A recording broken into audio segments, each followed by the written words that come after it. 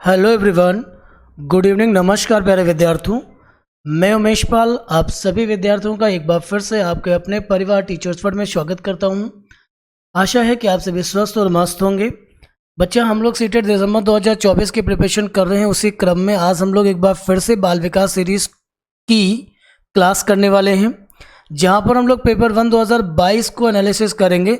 Actually क्या है ना कि पेपर 1 का जो 2022 है, 2022 में कई सारे पेपर हुए थे, क्योंकि ऑनलाइन एग्ज़ाम था, सीबीटी था, इसलिए बहुत सारे सेट उसके हैं।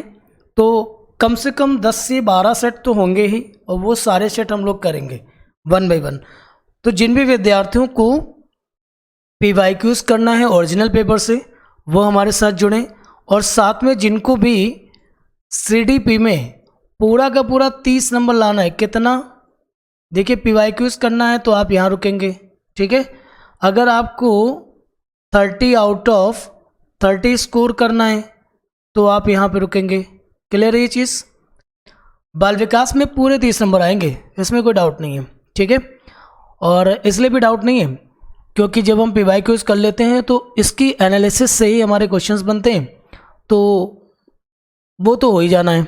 चलिए बेटा, अगर सेशन आपको पसंद आता है तो छोटा सा काम मेरा भी है कि आप सेशन को लाइक ज़रूर कर देंगे, अपने सभी मित्रों को शेयर कर दीजिए ताकि उन्हें भी मौका मिले अपनी क्लास से जुड़ने का। चैनल को सब्सक्राइब कर लेंगे जो भी नए विद्यार्थी होंगे। बेल आइकन को इसलिए प्रेस कर लेना ताकि आपको यूट्यूब नोटिफिकेशन भेजता रहेगा लगातार, अदरवाइज़ आपको पता ही नहीं चलेगी कौन सी क्लास हुई है।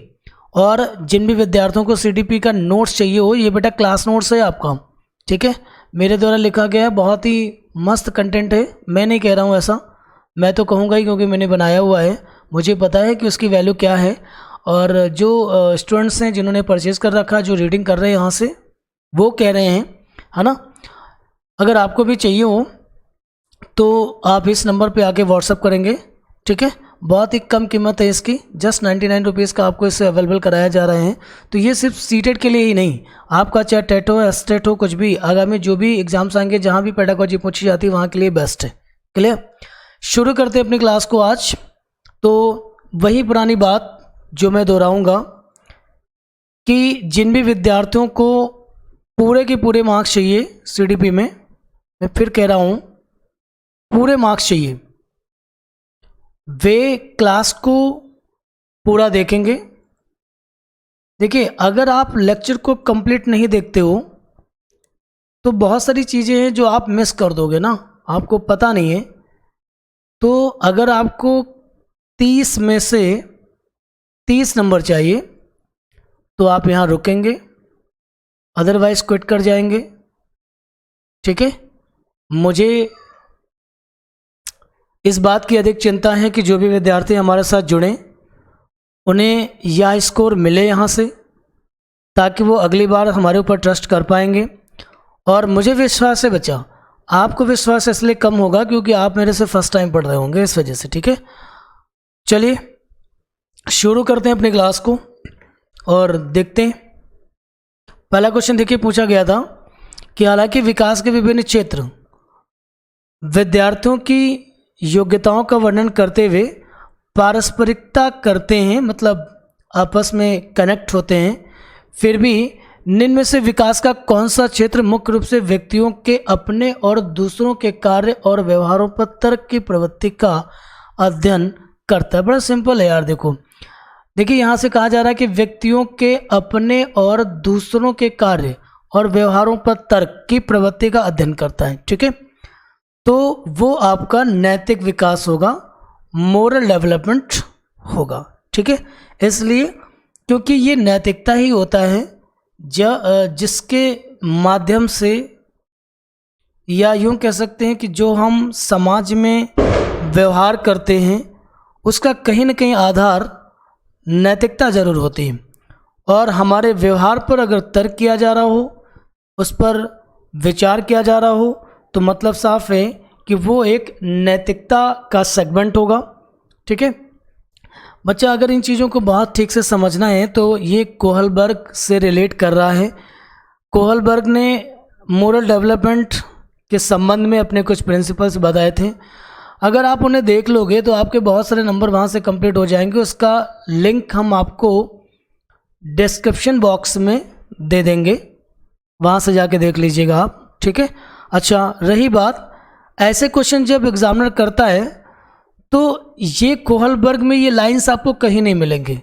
जो क्वेश्चन पूछा गया ना, पूरा कोहलबर्ग पढ़ जाओगे आप, ये लाइन कहीं नहीं मिलेंगी। एक्चुअली स्टूडेंट को लगता है कि यार ये क्वेश्चन आया कहाँ से।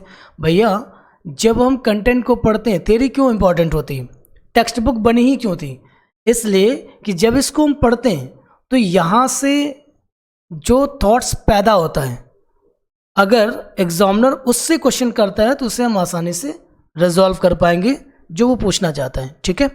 चलिए अगले क्वेश्चन पे आ चुके हैं। कहते हैं विकास का कौन सा सिद्धांत यह बताता है कि विकास सिर से पैर की ओर होता है। मतलब ये बात तो सही है कि हम लोगों ने वृद्धि एवं विकास में ये बात पढ़ी थी कि बच्चों का जो विकास होता है ना, वो सिर से पैर की ओर होता है, मतलब हेड टू टो होता है, मतलब सेफेलोकॉर्डल होता है, ठीक है। लेकिन यह विकास के किस सिद्धांत के अंतर्गत आएगा? तो सिंपल है, विकास एक विशेष दिशा में आगे बढ़ता है, ठीक है। सो इस क्वेश्चन का सही उत्तर बन जाता है आपका थर्ड ना। PYQs वही करेंगे जिन्हें, PYQs में बच्चा मजा उन्हीं को आने वाला है जिन्हें सीटेट परीक्षा का सारा कंटेंट तैयार होगा, मजे आएंगे इसको, ठीक है। और क्वेश्चन एग्जाम में आता है। चलिए नेक्स्ट क्वेश्चन देखते हैं।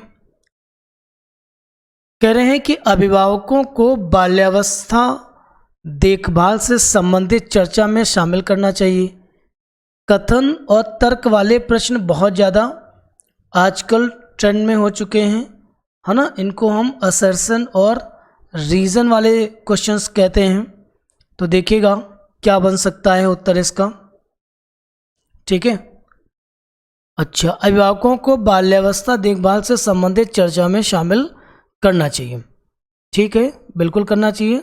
इसलिए करना चाहिए कि देखिए अध्यापक ने तो बाल विकास पढ़ा हुआ है, सीखा है, ट्रेन टीचर है, तो उसे तो पता है कि बाल्यावस्था में जो बच्चे का व्यवहार है संभवतः यह उसका एक मनोवैज्ञानिक इफेक्ट हो। लेकिन क्या ये बात अभिभावक जानते हैं? तो क्वेश्चन यही कह रहा कि अभिभावकों को बाल्यावस्था देखभाल से संबंधित चर्चा में शामिल करना चाहिए। उनको बुलाइए, PTM में बताइए कि बाल्यावस्था में ऐसी घटनाएं बच्चों को में देखी जा सकती हैं। बाल विकास पारिवारिक परिवेश से प्रभावित होता है, ये भी सही बात है, बिल्कुल सही बात है। देखिए अगर हम एक छोटी सी बात में करूँगा, जैसे मान लीजिए कोई बच्चा बाल्यावस्था में विशेष व्यवहार करता है तो घर वाले क्या करेंगे? पीट देंगे उठा के उसको, और क्या करेंगे। लेकिन इसके बावजूद भी बच्चे में कोई सुधार नहीं हो रहा है।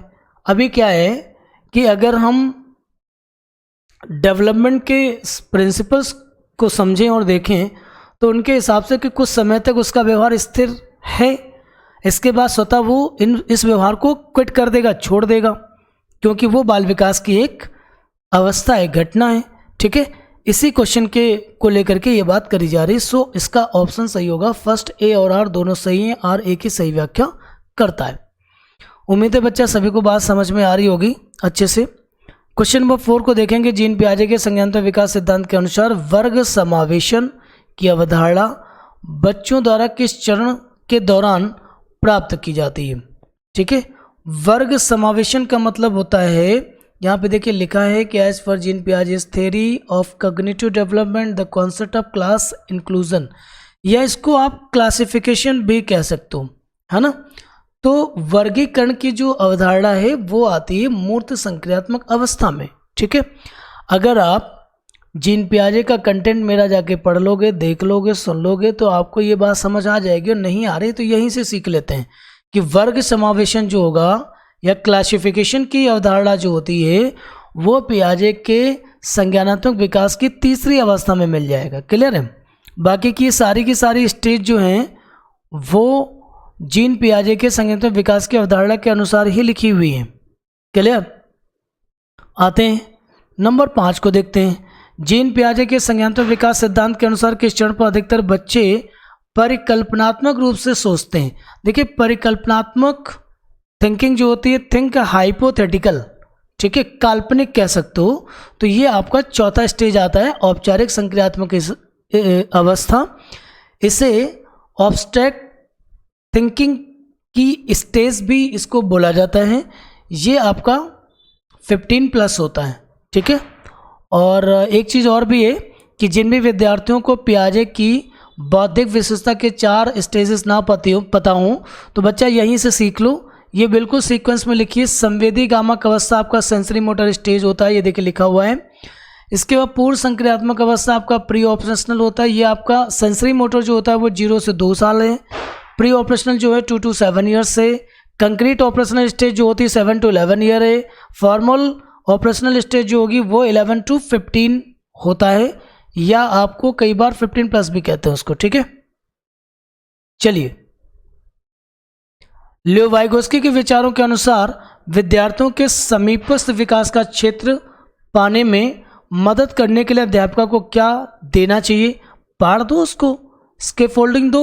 वाइगोस्की का स्टेटमेंट था ये, उनकी थ्योरी से निकल के आया हुआ क्वेश्चन है। तो आप इसकी थ्योरी को एक बार देख लीजिए, चीज़ें समझ में आ जाएंगी। आप देख रहे हो ना कितने इंपॉर्टेंट हैं यार, जीन पियाजे, कोहलबर्ग, वाइगोस्की। 4 क्वेश्चन बन चुका है अब तक, आगे पता नहीं कितने बनेंगे, है ना। ये देखिए 5वां भी आ चुका। लियो वाइगोस्की ने विकास में, देखिए ये लगा लो, संज्ञानात्मक विकास में सांस्कृतिक उपकरणों के इस्तेमाल पर बल दिया था, ठीक है। तो जो बच्चे लेक्चर को देख लेंगे उन्हें ये बात समझने में कोई समस्या नहीं होगी, ठीक है। चलिए भैया आगे आइए। बच्चा एक बार टाइम निकाल के देख लो। क्या है ना कि जब हम PYQs कराएंगे और आपके सामने क्वेश्चन आएगा तो जवाब आपको दिखेगा, फिर आपको बहुत मज़े आएंगे। आपको लगेगा कि नहीं यार अब तो ठीक है, तैयारी हो रही है। तो तैयारी कैसे हो सकती है? तैयारी ऐसे ही हो सकती है जब आप कंटेंट को जानते होंगे। मैं आपको क्वेश्चन सीरीज कराऊंगा तो आपको चीज़ें समझ में आएंगी। देखिएगा अगला क्वेश्चन है आपके सामने। निम्नलिखित में से किसने बच्चों में नैतिक विकास के सिद्धांत का प्रस्ताव रखा था? कोहलबर्ग ने रखा था। सिंपल है। देखिए होता क्या है कि कोहलबर्ग के नैतिक विकास के जो सिद्धांत थे वो जीन पियाजे ने भी दिए थे, बट उन्होंने 2 बताए थे। लेकिन प्रमुख मनोवैज्ञानिक जो थे वो लॉरेंस कोहलबर्ग थे, जिन्होंने पियाजे के नैतिक सिद्धांतों का अध्ययन करने के बाद ही अपने सिद्धांतों को रखा था। लेकिन मुख्य यही माने जाते हैं, ठीक है। जब तक पियाजे की बात ना करी जाए तब तक उस पर कोई बात नहीं करेंगे। फिर से एक बार देखिएगा, क्वेश्चन नंबर 9 है आपका। ये कथन और तर्क से संबंधित हो चुका है। कितना प्यारा क्वेश्चन लिखा हुआ है, पढ़ेंगे इसको। क्रिया आधारित शिक्षण अधिगम को बाल केंद्रित माना जाता है।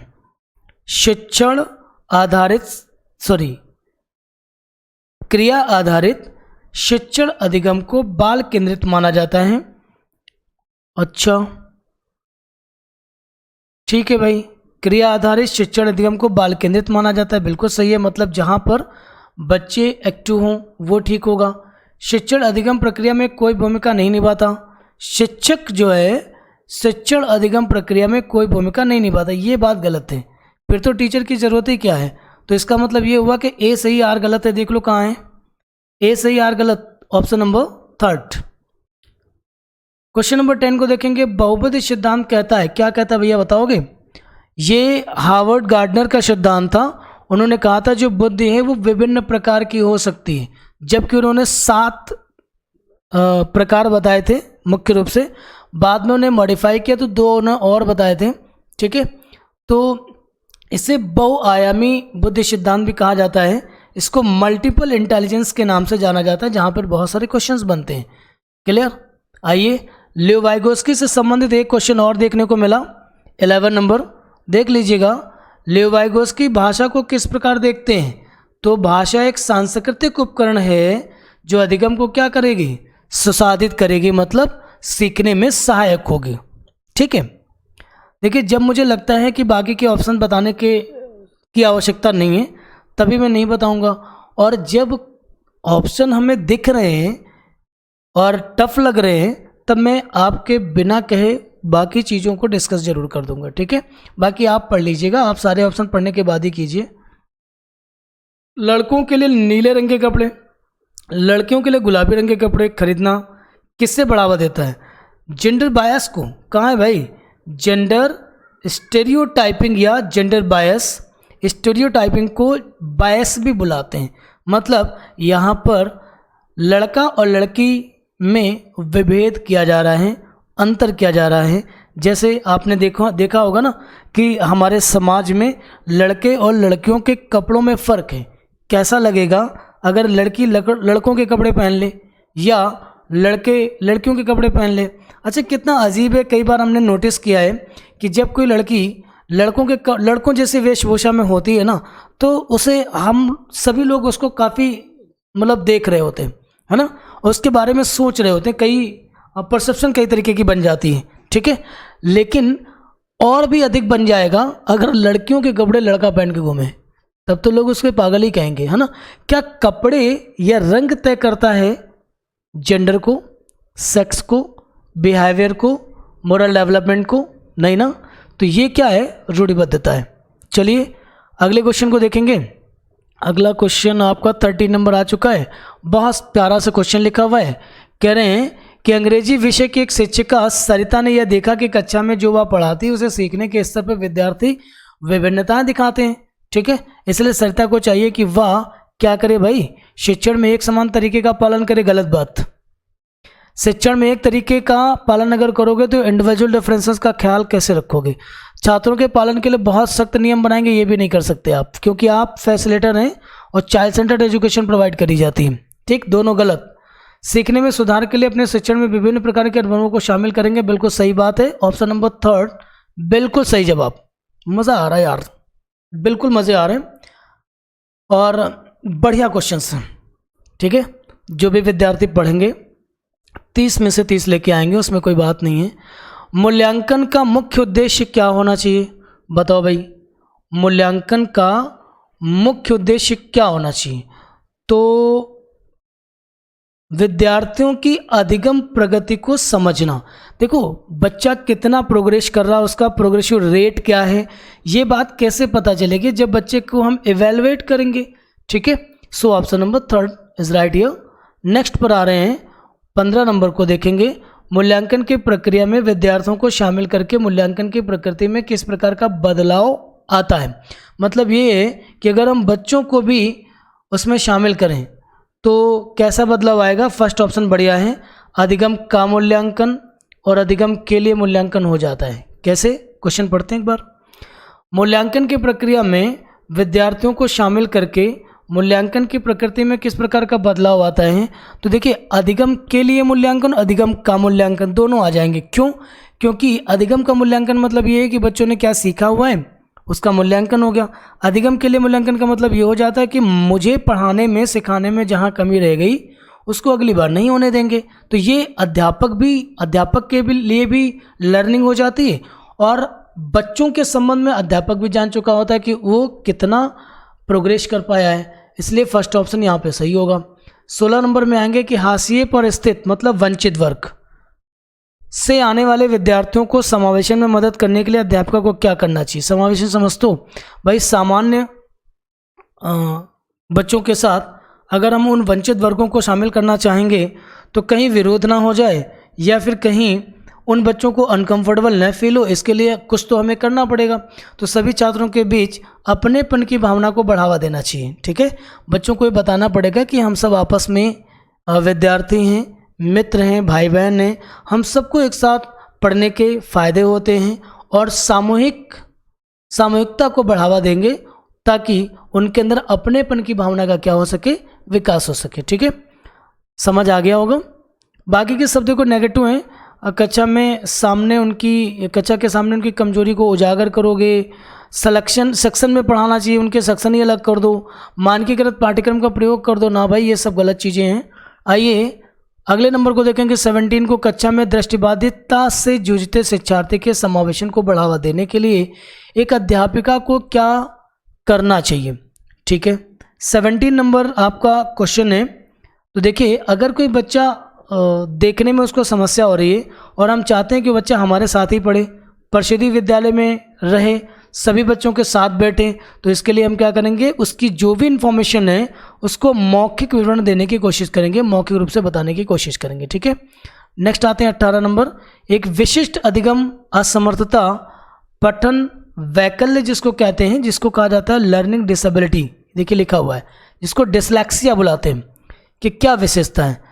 अच्छा, तो उसकी जो विशेषता है, वैसे तो पठन वैकल्य मतलब हो गया डिसलेक्सिया, मतलब जिस बच्चे को पढ़ने में समस्या हो, लेकिन पढ़ने और लिखने दोनों में समस्या होगी तब भी उसको हम यही कहते हैं। तो इसको क्या लिखेंगे, लेख के बोध में कठिनाई, मतलब जो कुछ भी लिखा है उसको पढ़ने में उसको समस्या हो रही, उसे समझकर पढ़ने में समस्या हो रही, इसलिए लेख के बोध में कठिनाई की बात करी जा रही। ठीक है, आई थिंक बात समझ में आई होगी।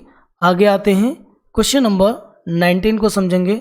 वंचित समूहों से आने वाले बच्चों की सहायता के लिए स्कूल में निम्नलिखित में से कौन सी सुविधा प्रदान करने की आवश्यकता है। बच्चे, आप सीटेट की परीक्षा दे रहे हैं तो बहुत अच्छी बात है, बहुत बढ़िया है।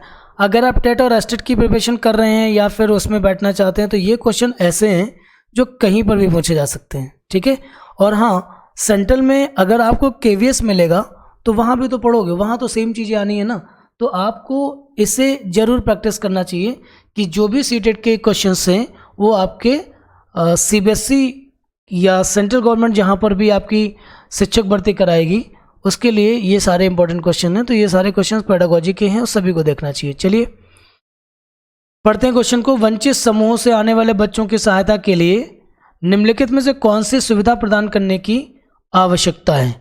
तो विषयों के चयन में लचीलापन प्रदान करना, बिल्कुल ठीक है। जो बच्चे वंचित वर्ग से आए हुए हैं उन्हें स्कूल किस प्रकार से सहायता प्रदान करेगा, तो विषयों के चयन में लचीलापन प्रदान करना, मतलब जो विषय अवेलेबल हैं या फिर उनके क्षेत्र में उस भाषा या उस विषय की विशेष महत्ता है तो इसका चुनाव उन्हें करने दें, ये बेस्ट ऑप्शन होगा। कक्षा के, देखिए ये बाकी के गलत कैसे हैं, कक्षा के सभी बच्चों के लिए समान शैक्षिक कार्यक्रम लागू करना, मतलब वही मानकीकृत शैक्षिक कार्यक्रम आ जाएगा जो अलाउड नहीं है। विशेष स्कूल में प्रवेश लेने की बाध्यता कर दो, बाधित नहीं कर सकते आप। ठीक है, और स्कूल में एक अलग सेक्शन में पढ़ाना, अलगाव की स्थितियाँ कर दो, तो ये तीनों ही गलत हो जाते हैं, अलगाव नहीं रखना है। नेक्स्ट आते हैं, यदि ट्विंकल अपने बाएं हाथ से लिखती है तो शिक्षिका को क्या करना चाहिए। भैया जैसे फर्स्ट ऑप्शन लिखा है, देखो बाएं हाथ से लिख रही हो चाहे दाहिने हाथ से लिख रही हो, है ना, उसे क्या रोकना ठीक होगा? बिल्कुल नहीं होगा भाई। अगर उसकी राइटिंग ठीक होनी चाहिए, आप जो मैटर वो लिख रहे हैं उस पर आपका फोकस, उसे हतोत्साहित ना करें, उसे काउंसलर ना दें, उसे मजबूर मत कीजिए दाहिने हाथ लिखने के लिए, ये उसका अपना मोटर स्किल है, सॉरी फाइन स्किल है, फाइन मोटर स्किल है। ठीक है, उसे अपनी पसंद का प्रयोग करने दें, ये उसका अपना मोटर स्किल है, इसलिए उसे हस्तक्षेप बिल्कुल ना करें। 21 एक बार फिर से देखेंगे, कथन और तर्क वाला क्वेश्चन है, प्यारा क्वेश्चन है, देख लेंगे, आपको आसानी से समझ में आ जाएगा। एक अध्यापिका द्वारा विद्यार्थियों को समूह में काम करने और सहपाठियों संग चर्चा द्वारा सीखने के लिए प्रेरित करना चाहिए। अच्छा लिखा हुआ है, कोई दिक्कत नहीं। कौन सा वाला नंबर है ये? 21 है, सॉरी। एक अध्यापिका द्वारा विद्यार्थियों को समूह में काम करने और सहपाठियों संग चर्चा द्वारा सीखने के लिए प्रेरित करना चाहिए, बिल्कुल करना चाहिए।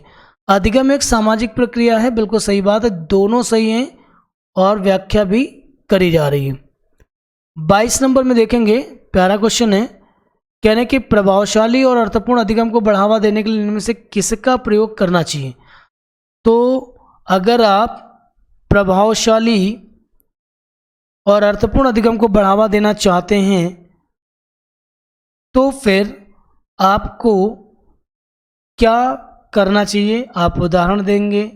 गैर उदाहरण का मतलब होता है जो अनौपचारिक एग्जाम्पल होते हैं, मतलब आसपास के। अनुरूपक क्या होता है?